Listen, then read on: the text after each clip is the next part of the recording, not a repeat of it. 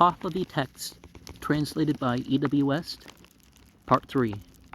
Dinai Mainogi Khirad, Clarendon, Oxford University Press, 1885 of the Common Era. Chapter 21. The sage asked the Spirit of Wisdom thus: What is the end of the world arranging and spirit-destroying man? What is the end of him who is a scoffing man?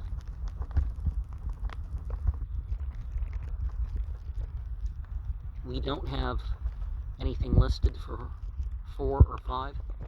What is the end of the idle, the malicious, and the lazy man? What is the end of a false-hearted one, and the end of an arrogant one?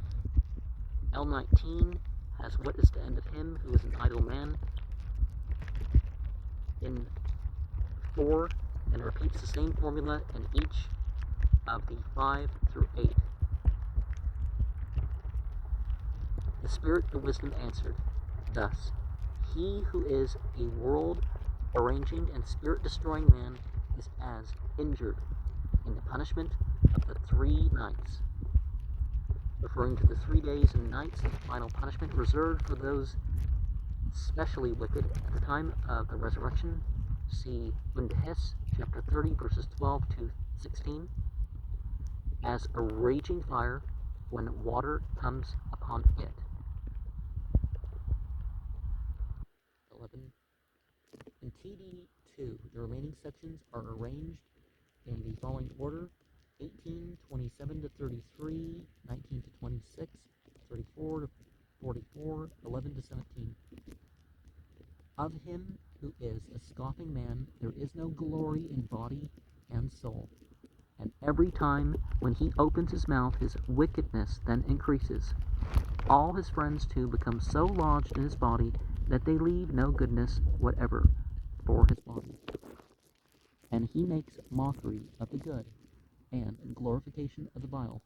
Also in the worldly existence his body is infamous, and in the spiritual existence his soul is wicked. And for the affecting his punishment in hell, they deliver him over to the scoffing fiend, and that fiend inflicts a ridicule and mockery upon him with every single punishment. As to him which is an idle man yet devoid of wickedness, mostly when L19 inserts misery and death comes on in the worldly existence, he thereupon, aghast, forgets pleasantly for the sake of another. The bridge, the Kundar bridge, see chapter 2, verse 115 to 162, which is supposed to resemble a beam with many unequal sides, the side turned uppermost and narrower in proportion as the soul, intending to pass along it, is more wicked, so that the difficulty of the transit increases with the sin of the soul. See down standing to Neek, 21, 3 to 5. Of course, it would make sense that your actions on one side or the other, and your beliefs or consciousness on one side or the other would make a difference, which is for the sake of him, the soul of him who is a malicious man, is more difficult than for the other wicked who are in hell. For this reason, because malice proceeds by lineage, and it is possible to manage every sin better than malice, because malice will abide in the lineage. There are instances when it adheres, or continues, until the renovation of the universe, where it is clearly declared by the pure revelation that the origins of the estrangement, Anirani, of the Arumans, and even the Turanians from the Iranians, was owing to that malice which was generated by them through the slaughter of Airik. Zon Eraz, one of the 3 sons of Radun, the Hasdad sovereign, who divides his empire among them, and giving the Aruman provinces to Salm, the Turanian to Tugd, and the Iranian to Airik.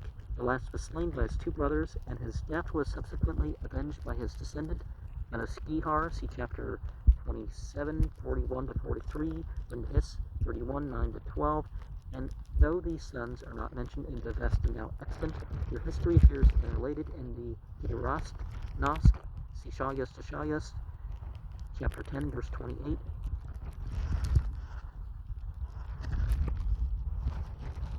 And it always appears until the renovation. He who is a lazy man is said to be the most unworthy of men, because it is declared by revelation that the creator of Uharmazd produced no grain for him who is a lazy man. For him who is a lazy man there is no giving of anything in gifts and charity. L19, as he then gives nothing as his living, which is through gifts and charity. Yeah, those who can work for a living shouldn't. Oh, I don't like to work. No, this is nonsense. And a lot of the agendas that talk about that sort of thing, things are coming that's going to be, well, they're just going to make people work menial jobs or whatever, 9 to 5, and,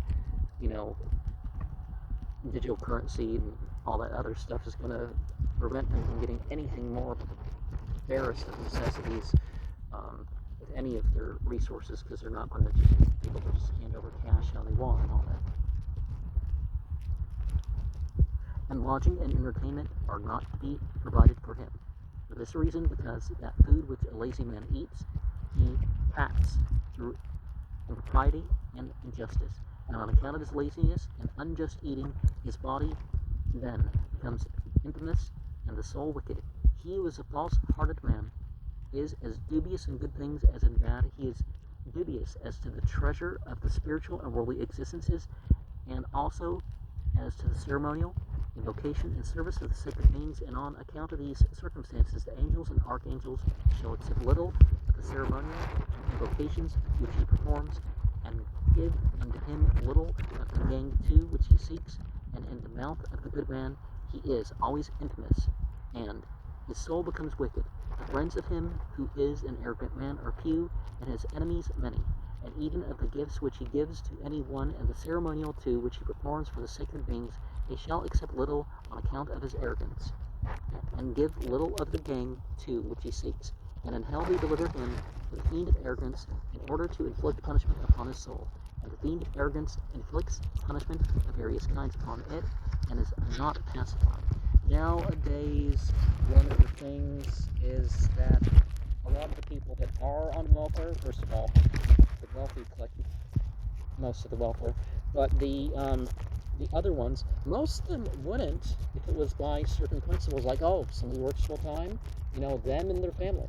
Somebody who can't work full-time can probably work enough to support themselves.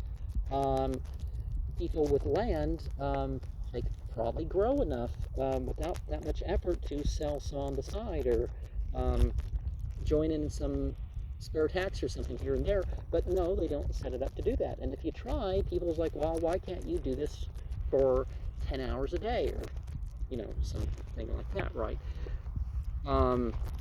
But the person who can't do things, it's a totally different story than somebody who just doesn't want to. And maybe as you get older, you can't do as much, but still, you do, you don't, I want to lay around and watch TV. Other people should work for me. No, never.